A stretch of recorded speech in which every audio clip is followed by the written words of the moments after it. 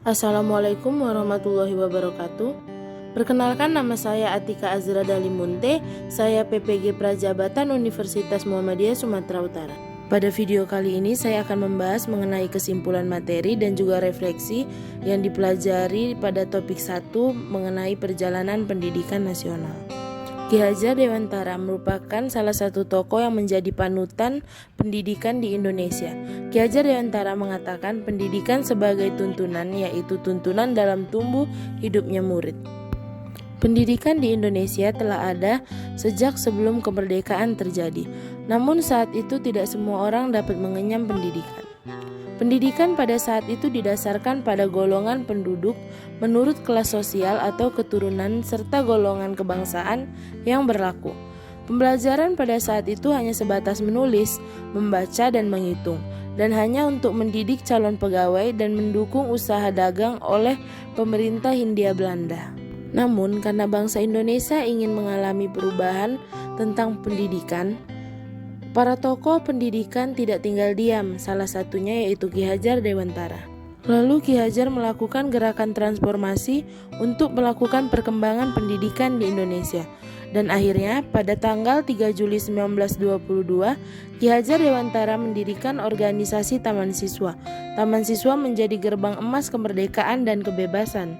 Terdapat banyak sekali pemikiran-pemikiran Ki Hajar Dewantara untuk memajukan pendidikan yang ada di Indonesia.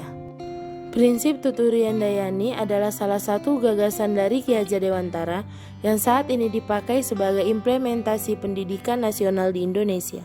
Selain itu, menurut Ki Hajar, pendidikan akan memerdekakan manusia dari aspek hidup batin. Melalui pendidikan, manusia dididik agar memiliki otonomi berpikir dan dapat mengambil keputusannya sendiri. Pemikiran Ki Hajar Dewantara tersebut diimplementasikan pada kurikulum Merdeka Belajar pada saat ini. Kurikulum Merdeka Belajar memiliki esensi yaitu kebebasan berpikir yang ditujukan kepada siswa dan guru, sehingga mendorong terbentuknya karakter jiwa merdeka karena peserta didik dan guru dapat mengeksplorasi pengetahuan dari lingkungannya. Setelah saya mempelajari topik 1 mengenai perjalanan pendidikan di Indonesia, saya menjadi paham mengenai sejarah dan perjalanan pendidikan Indonesia dari sebelum merdeka hingga setelah merdeka, serta pemikiran Ki Hajar Dewantara yang diadaptasi dan diimplementasikan di pendidikan Indonesia.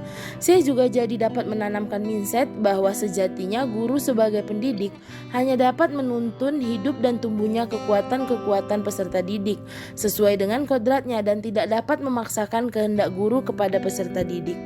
Dan ketika saya menjadi seorang guru nantinya, saya akan berusaha menuntun peserta didik untuk mengembangkan potensi-potensi yang mereka miliki. Dan saya akan berusaha mengerahkan segala daya dan upaya saya untuk memajukan perkembangan budi pekerti, pikiran, dan jasmani peserta didik agar dapat memperbaiki perilakunya. Saya juga akan menciptakan lingkungan belajar yang kondusif dan menyenangkan, serta menggunakan model pembelajaran yang dapat memerdekakan peserta didik dalam mengeksplor materi yang saya berikan sehingga potensi-potensi peserta didik dapat tersalurkan. Sekian dari saya, terima kasih.